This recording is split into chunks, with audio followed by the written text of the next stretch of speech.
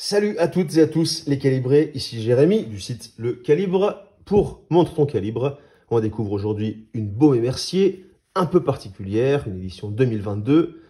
C'est la Riviera 106-81, date face de lune. Riviera de Baume & Mercier, c'est leur montre, leur Luxury Sportswatch, qui a été lancée en 1973, donc un an après la magnifique, évidemment, Royal Oak de chez Audemars Piguet, qui est donc un peu la précurseur dans les Luxury Sportswatch, qui était en 72, et ici on est en 73, donc l'année d'après. Donc on sent clairement de l'inspiration du designer mondialement connu, Gerald Genta, qui s'était occupé, entre autres, de la Royal Oak, de la Nautilus, de plein d'autres trucs. Mais ici, pas de copie, de l'inspiration de ces montres des années des 70s, acier, etc. Normalement, enfin, on rappelle que la Royal Oak est un boîtier octogonal. Ici, on est sur une lunette dodécagonale, donc avec 12 côtés. Donc on voit ici, 1, 2, 3, 4, 5, 6, 7, 8, 9, 10, 11, 12. Voilà, on a fait le tour. Pour cette montre donc de 43 mm de diamètre et pour 12,34 d'épaisseur. Donc c'est clair que c'est un beau bébé. On est loin des 36 mm dont j'ai l'habitude, qui sont ici sur une autre Riviera. On voit un peu la différence sur un bracelet acier, qu'on vous présente d'ailleurs dans une autre vidéo si ça vous botte. Mais là aujourd'hui, on est sur cette face de lune. 43 mm, c'est bien plus gros que ce que je porte d'habitude. Mais ici, vu que la balance et que l'équilibre en fait est réussi, c'est une montre qui passe. Elle fait même presque plus discrète que des 42, par exemple. Cette 42, encore Riviera de 2021 avec un cadran saphir, dont on parle aussi dans une autre vidéo si ça vous botte. La 42 est presque plus imposante en rendu pour moi que cette 43, qui est pourtant bien plus épaisse et plus grande. Mais voilà, encore une fois, une réussite de design. Ça permet un rendu équilibré. Bon, c'est clairement pas une montre discrète, on la voit de loin, avec son cadran argenté soleillé comme ça. Avec ses beaux index. Donc on a des index en applique à 12 heures, chiffre romain, 3 h et 9 h, bâton classique en applique, et le reste en pain. Et donc, à 6 h, ce sous-cadran qui indique la date avec cette petite aiguille, là qui vise le 27, et les phases de lune qu'on aperçoit ici avec cette petite partie qui cache l'autre lune. C'est un disque avec deux lunes qui tournent au fur et à mesure, suivant les phases de la lune dans notre ciel. Je vous montre ici ce petit bouton sur le côté qui sert donc pour régler la phase de lune, qu'on active avec un outil prévu à cet effet, sur cette belle Baume & Mercier Riviera. Clairement un aspect sportif hyper affirmé, avec des belles aiguilles ajourées comme ça. Magnifique, rodier, un peu en triangle comme ça, très sympa. Un réo un peu gris foncé anthracite qui fait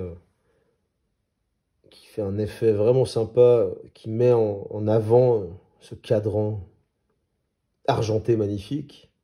Petite couronne logotée bien évidemment. Et puis un super bracelet caoutchouc, mais un aspect un peu maillé comme ça.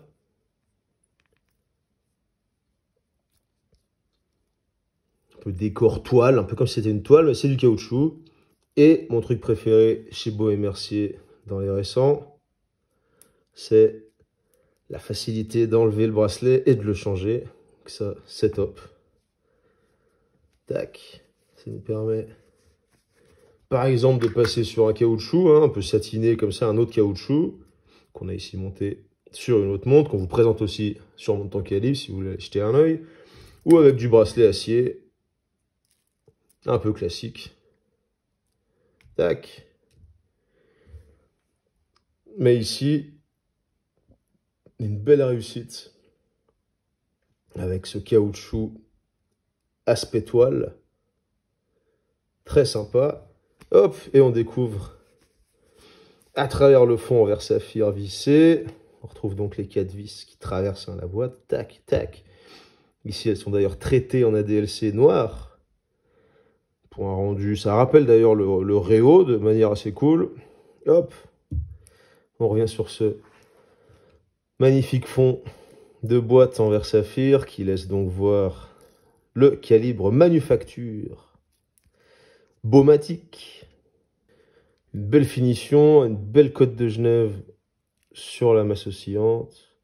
Superbe perlage sur la partie centrale. Et d'autres décorations sur les autres parties du Baumatic. Avec donc 5 jours de réserve de marche. Pour une montre avec date et face de lune, c'est toujours cool.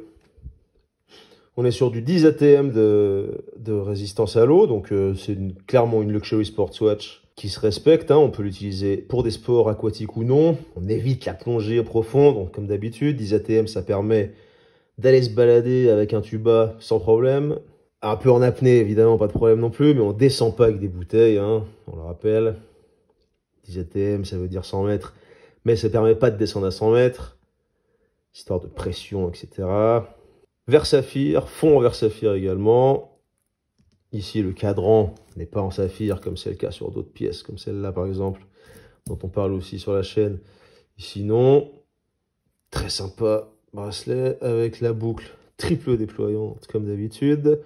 On remet ça.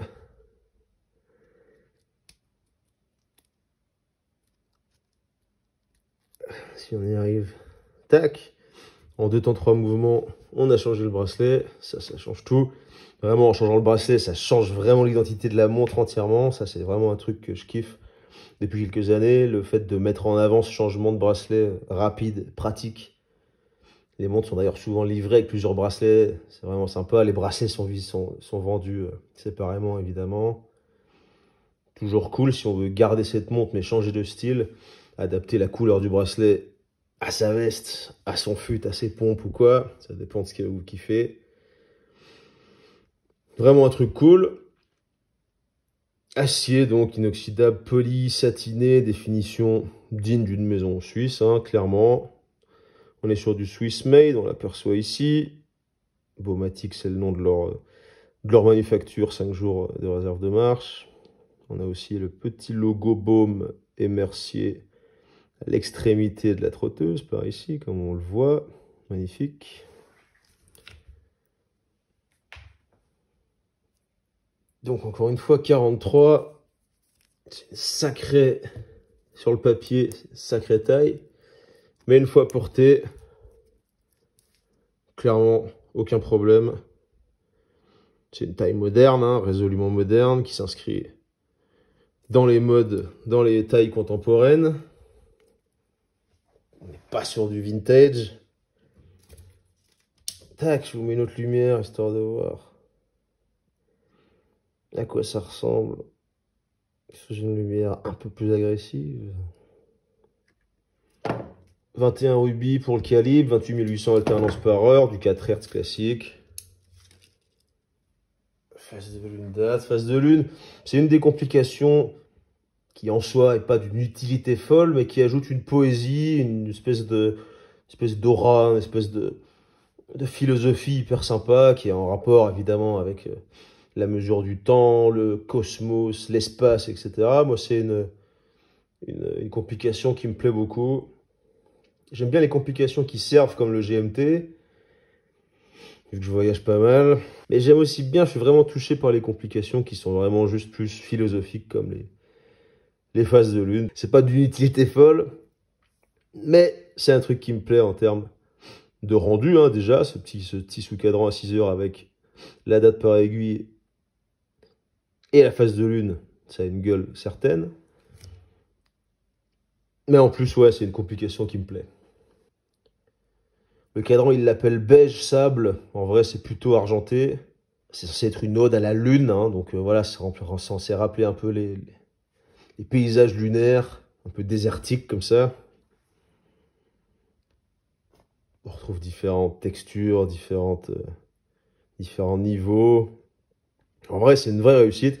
Bon, et Mercier, j'ai pas toujours été fan, mais les nouvelles Riviera, que ce soit celle-ci, hein, dont on parle plus en détail ailleurs. Oups, j'ai fait tomber notre ami, c'est pas grave. Ou celle-là, un peu plus compliquée, avec sa face de lune. Il y a vraiment un truc, vraiment une réussite pour 2022. C'est une montre à 5050 euros. Face de lune et mouvement manufacture, c'est pas donné.